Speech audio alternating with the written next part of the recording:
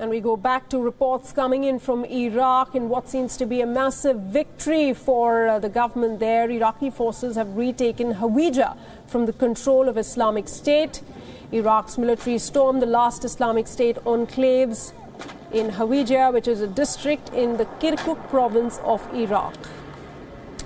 Iraqi forces launched an offensive on Wednesday morning to retake it from Islamic State, who have been in control of this region since the summer of 2014.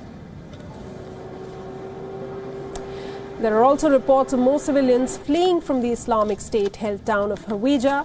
In fact, women and children traveled 20 kilometers south of Kirkuk to protect themselves from the ongoing battle there.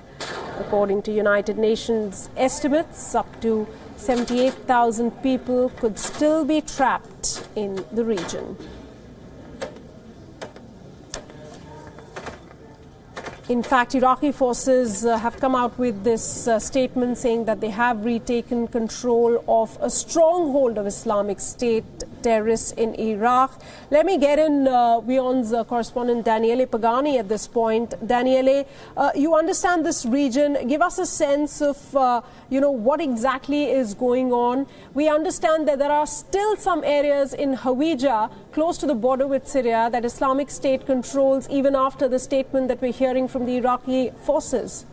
Yeah, this is kind of a regular story. The Iraqi forces always announce the victory before clearing totally the areas, but this doesn't mean they didn't win.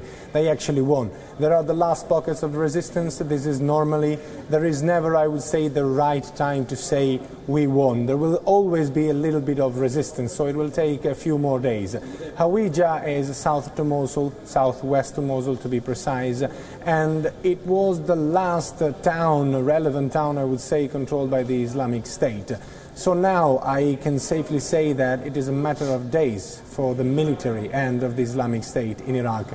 Hawija was the last bastion, I would call it, and it had no chances to survive the last wave of offensive of both the Iraqi armies and also the Popular Mobilization Forces. The Popular Mobilization Forces are militias, basically. Many of those militias are backed by Iran. They answered the call to arms that the Shia leader of Iraq, al-Sistani, made a couple of years ago, requesting all the Shia believers in Iraq to take up their weapons and fight against the Islamic State, which is a Sunni extremist terrorist organization. Right, Daniele, we're also hearing on the humanitarian side there are thousands of people who could be still trapped in this particular region. According to UN estimates, there are 78,000 people.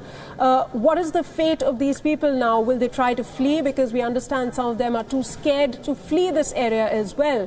What do you suppose will happen? So you have to understand that people were fleeing from Hawija since months. So the last time I was in the region, in Mosul, it was in the mid-July, and I already met in the the enormous refugee camp located in Hammam al-Alil, close to Mosul. I already met people who were fleeing from Hawija. Yes, you're very much right when you say that many people are too scared to flee, to leave their homes. Why? The Islamic State renownedly kill the people who are trying to flee. They need civilians because they need them as human shield, of course. If you merge within the civilian population, even for the coalition, bombing places, schools, hospitals for that matter, is not an easy choice, and normally they avoid it whenever they can. Unfortunately, not always. So this is why. Right. What will happen now is all the people who fled are in refugee camps, and now one of the largest problem of Iraq will actually begin.